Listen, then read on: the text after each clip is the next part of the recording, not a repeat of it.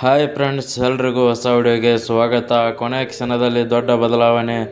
India versus England ಇವತ್ತು ನಡೆಯುತ್ತಿರುವ ಮ್ಯಾಚಲ್ಲಿ ಕೊನೆಯ ಕ್ಷಣದಲ್ಲಿ ದೊಡ್ಡ ಬದಲಾವಣೆಯಾಗಿದೆ ಅಂತಲೇ ಹೇಳ್ಬೋದು.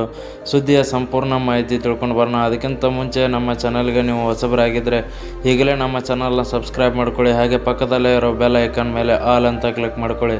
ನಾವು ಯಾವುದೇ ಹೊಸ ವಿಡಿಯೋ ಅಪ್ಲೋಡ್ ಮಾಡಿದರೂ ಮೊದಲು ನಿಮಗೆ ನೋಟಿಫಿಕೇಶನ್ ಬರುತ್ತೆ. ಹೌದು ಸ್ನೇಹಿತರೆ, ಗೌತಮ್ ಗಂಭೀರ್ ಅವರು ಇವಾಗ ಕೊನೆಯ ಕ್ಷಣದಲ್ಲಿ ದೊಡ್ಡ ಬದಲಾವಣೆ ತಂದಿದ್ದಾರೆ ಅಂತಲೇ ಹೇಳ್ಬೋದು.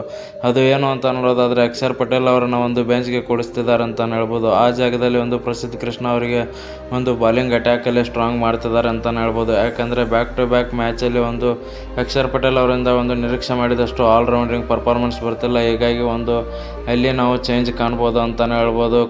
ಕಳೆದ 2-3 ಮ್ಯಾಚ್ ನೋಡಿದರೆ ಅವರಿಂದನೂ ಕೂಡ ಅಷ್ಟೊಂದು ಏನು ಸ್ಕೋರು ಬಂದಿಲ್ಲ. ಬಾಲಿಂಗಲ್ಲೂ ಕೂಡ ವಿಕೆಟ್ ಬರ್ತಾಯಿಲ್ಲ. ಹೀಗಾಗಿ ಅವರಿಗೆ ರೆಸ್ಟ್ ಕೊಡ್ತಿದ್ದಾರೆ ಅಂತಲೇ ಹೇಳ್ಬೋದು.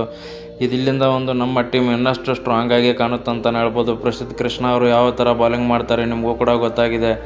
ಈ ಥರ ಬಾಲಿಂಗ್ ಅಟ್ಯಾಕಿಗೆ ಇಂಗ್ಲೆಂಡ್ ತಂಡವನ್ನು ನಾವು ಅವ್ರ ಮೊದಲಿಗೆ ಬ್ಯಾಟಿಂಗ್ ಮಾಡಿದರೆ 200 ರನ್ಸ್ ಒಳಗಡೆ ಕಟ್ಟಿ ಹಾಕ್ಬೋದು.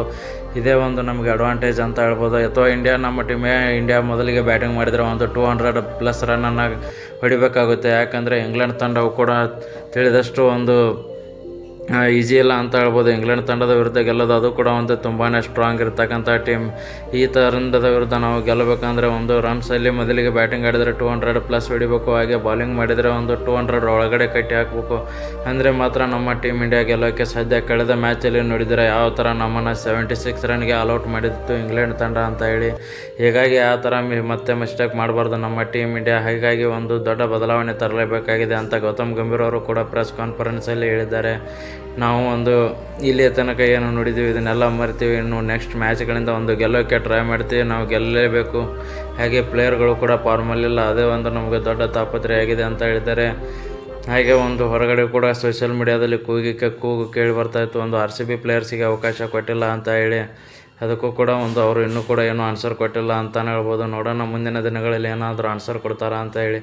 ವಿಡಿಯೋ ಇಷ್ಟ ಆಗಿದ್ದರೆ ಲೈಕ್ ಮಾಡಿ, ಶೇರ್ ಮಾಡಿ, ಸಬ್ಸ್ಕ್ರೈಬ್ ಮಾಡ್ಕೊಳ್ಳಿ. ಇನ್ನಷ್ಟು ಸ್ಪೋರ್ಟ್ಸ್ ಅಪ್ಡೇಟ್ಸ್ ನಮ್ಮ ಚಾನಲಲ್ಲಿ ಬರ್ತಾ ಇರ್ತವೆ.